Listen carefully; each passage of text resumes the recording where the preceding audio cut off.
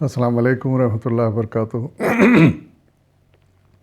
آج میں آپ کے سامنے سورہ البقرہ کی آیت نمبر 286 کا ترجمہ لے کر حاضر ہوں۔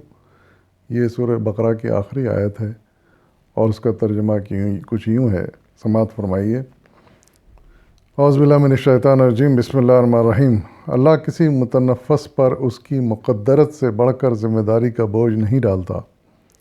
ہر شخص نے جو نیکی کمائی ہے اس کا پھل اسی کے لیے ہے، اور جو بدی سمیٹی ہے اس کا وبال اسی پر ہے۔ اے ایمان والو، تم یوں دعا کیا کرو: اے ہمارے رب، ہم سے بھول چوک میں جو قصور ہو جائیں ان پر گرفت نہ کر۔ مالک، ہم پر وہ بوجھ نہ ڈال جو تو نے ہم سے پہلے لوگوں پر ڈالے تھے۔ پروردگار، جس بار کو اٹھانے کی طاقت ہم میں نہیں ہے وہ ہم پر نہ رکھ۔ ہمارے ساتھ نرمی کر، ہم سے درگزر فرما، ہم پر رحم کر، تو ہی ہمارا مولا ہے۔ کافروں کے مقابلے میں ہماری مدد فرما۔ صدق اللہ العظیم۔ اس آیت کا جو پہلا حصہ ہے وہ بہت ہی اہم ہے، اس لحاظ سے کہ یہ اللہ تعالیٰ کا پوری انسانیت پر ایک بہت بڑا احسان ہے، اور اس سے بڑا ہمیں ریلیف ملتا ہے اس بات میں کہ اللہ تعالیٰ یہ فرماتے ہیں کہ کسی بھی انسان پر وہ اس کی طاقت اور اس کی استطاعت یا اس کی کیپیسٹی سے زیادہ بوجھ نہیں ڈالے گا۔ یعنی یہ بوجھ سے مراد کہ نیکی کرنے کے بارے میں اور برائی سے بچنے کے بارے میں اس کی استطاعت، اس کی ہمت، اس کی قوت سے زیادہ اس کو ذمہ دار وہ نہیں ٹھہراتا۔ اس بارے میں مزید وضاحت مولانا سیب ابوالعلا مودودی رحمۃ اللہ علیہ نے یوں فرمائی ہے۔ آپ لکھتے ہیں، یعنی اللہ کے یہاں انسان کی ذمہ داری اس کی مقدرت کے لحاظ سے ہے۔ ایسا ہرگز نہ ہوگا کہ بندہ ایک کام کرنے کی قدرت نہ رکھتا ہو اور اللہ اس سے باز پرس کرے کہ تو نے فلاں کام کیوں نہ کیا، یا ایک چیز سے بچنا فی الحقیقت اس کی طاقت سے باہر ہو اور اللہ اس پر مواخذہ کرے کہ تو نے اس سے پرہیز کیوں نہ کیا۔ لیکن یہ یاد رہے کہ اپنی مقدرت کا فیصلہ کرنے والا انسان خود نہیں ہے۔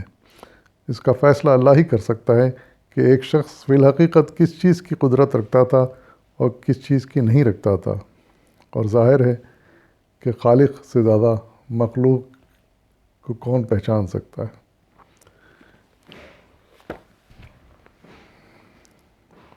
صدق اللہ العظیم۔ اس کے بعد اللہ تعالیٰ نے باقی حصے میں ہم کو کچھ دعائیں سکھائی ہیں۔ یہ دعائیں بھی ہمارے لیے انمول خزانہ ہیں، انمول عطیہ ہیں، اس لیے کہ اس میں جو انداز اور جو الفاظ استعمال کیے گئے ہیں وہ اللہ تعالیٰ نے بہت ہی ہم پر رحم و کرم فرمایا ہے۔ جیسے اللہ تعالیٰ فرماتے ہیں کہ ہم پر بوجھ نہ ڈال جو ہم سے پہلے لوگوں پر ڈالا گیا۔ ظاہر ہے کہ ہم سے پہلے لوگ دین کے معاملے میں بہت انہوں نے مشکلیں اٹھائیں، بہت تکلیفیں اٹھائیں۔ ہمیں وہ مضبوطی، وہ طاقت نہیں ہے۔ اس کے لیے ہم معذرت اللہ تعالیٰ سے مانگ رہے ہیں، اور اللہ تعالیٰ نے فرمایا ہے کہ اس طرح مانگو۔ دوسری بات یہ ہے کہ اللہ تعالیٰ سے رحم و کرم کی درخواست بڑے اچھے الفاظ میں کی گئی ہے، اور دنیا کی دوسری قوموں کے مقابلے میں مدد کی درخواست کی گئی ہے۔ تو یہ بہترین دعائیں ہیں،